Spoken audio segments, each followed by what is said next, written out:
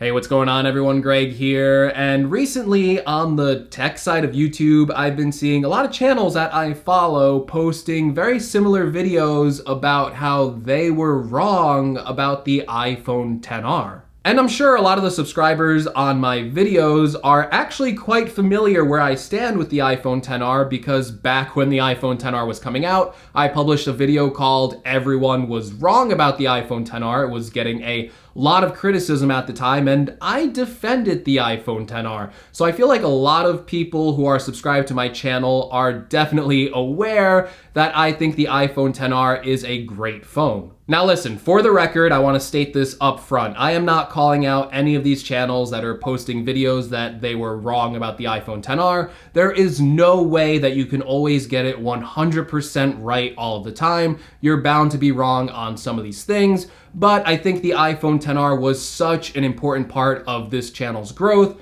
such an important part of this saga. The biggest viewership I have is still on that Everyone Was Wrong About the iPhone XR video, and I got a lot of subscribers during that time period, so I thought that I would just update my thoughts on the iPhone XR and why I think a lot of these people got it so wrong. So again, be respectful, no name calling, no calling out these other channels. This is just a conversation about why I feel that I was right about the iPhone XR. Of course, when we do these sort of retrospective videos, we kind of have to follow along the history of why the iPhone XR was such a controversial phone to begin with. And honestly, I think all of this controversy stems from one YouTube video where Unbox Therapy titled the video calling the iPhone XR depressing, and then he went on to list some of the reasons why he thought the iPhone XR was a bad phone, why it was depressing, and why he thought that it wasn't going to be a good iPhone. And I do have to mention this specifically because this video was very popular at the time. It got a lot of views,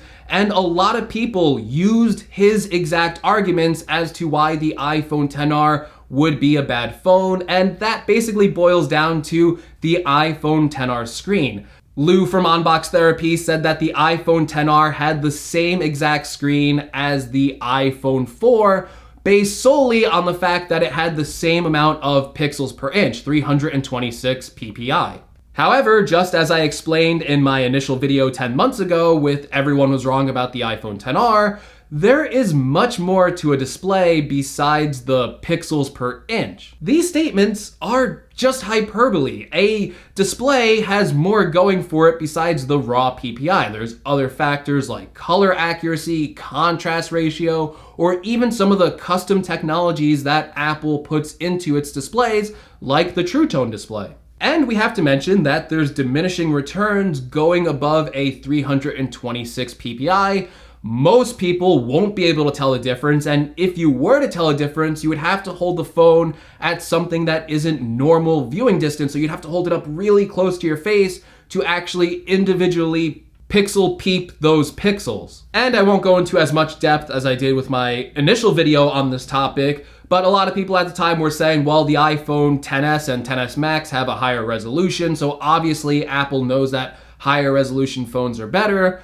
But we also explained in that video that there is difference with the way that OLED displays pixels versus LCD, and I won't go into as much detail in this video. You can watch my older video if you're interested, but basically LCD display technology and OLED display technology are different the way they show you pixels, and if you actually look at sub-pixel counts and the way those pixels are shown, you actually need a higher pixels per inch on an OLED display to make sure that the text and stuff doesn't look fuzzy and that it still has a lot of clarity, where on the LCD displays, the way that they're displaying their sub-pixels, you can go with a lower PPI and get the same effect. Also, the fact that the iPhone XR has a 2x scaling versus the Plus versions of those phones with the higher 401 pixels per inch had a 3x scaling, and the higher scaling could actually make the display look blurrier at times when you compare it to that 2x scaling on the XR. But basically, the main argument in these videos was that the iPhone XR was trying to just rip you off somehow,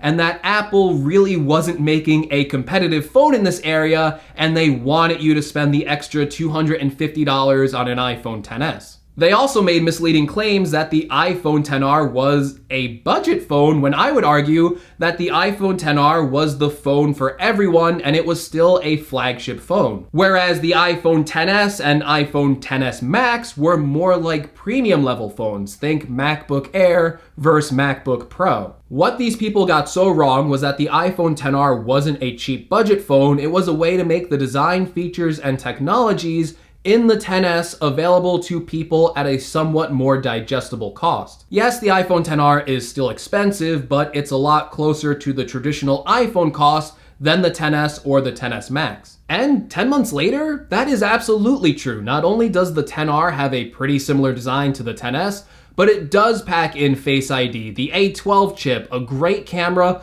stereo speakers, waterproofing, wireless charging, and I actually think that the LCD display looks great on the XR. If I look at the home screen of the XR next to the XS, it can be hard to notice the difference because of how well tuned Apple does their LCD and OLED panels until you look at something like Black Levels, where the OLED panel does have the distinct advantage, but for most people that doesn't matter, or they would rather spend less money to get the LCD screen. The reality is, the iPhone XR isn't a budget phone, it's the normal flagship phone. And when you compare the features on the iPhone XR to those found on the iPhone XS, you're really not losing much if you go to the iPhone XR.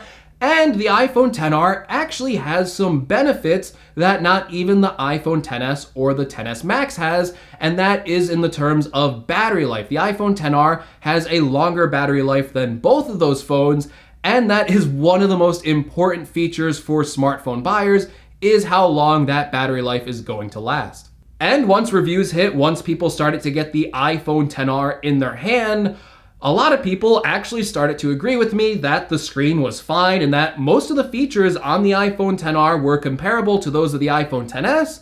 And for most people out there, you should really spend the extra $250 and go for the iPhone XR. In fact, even until this day, as soon as yesterday, I am still getting comments on my initial video on the iPhone XR, and people still tell me that that video was the reason they went for the XR over the XS, and that I helped them make that decision. I actually helped them save money in their purchase, and they love their iPhone XRs. And besides you, my audience telling me this, the iPhone XR was also the biggest selling iPhone in June, representing 48% of the sales. So the iPhone XR actually became the most popular iPhone out there, and in terms, it's actually the most popular selling smartphone right now. Now, like I said at the start of this video, this isn't a victory lap, but I thought the iPhone XR was such an important saga in this channel, and my first video on the iPhone XR remains my most popular video until this very day.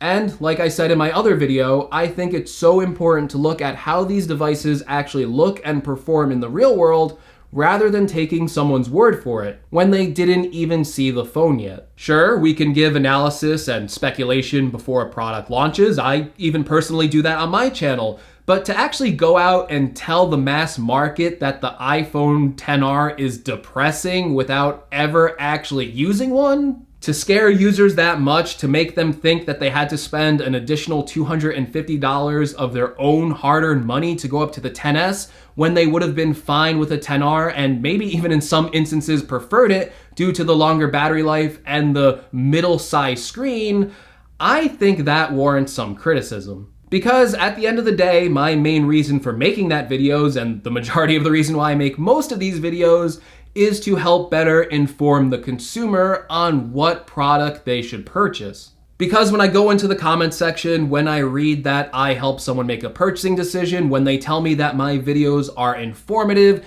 and that it actually helped them out, that is what is most important to me when I'm making a video. So I do have to extend a big thanks to everyone who has subscribed to me, everyone who is watching this video. This is the reason why I make these videos, and I really do have to issue a big thank you to all of you. But anyway, that's what I think, and I assume a lot of the people watching this video think this way too. So let me know in the comments below, do you agree with me about the iPhone XR, that it was a great phone, that the sales were better than the iPhone XS and XS Max? And if you did buy an iPhone XR, let me know how you're enjoying it 10 months later. Also, I've been considering doing a kind of final review of the iPhone XR, kind of using it 10 months later. So let me know if you would be interested in a video like that. As always, if you like this video, you know what to do. Give me a like. And if you want to see more from this channel, make sure you're subscribed. And as always, thank you so much for watching, and I will see you all in the next video. Take care, everyone.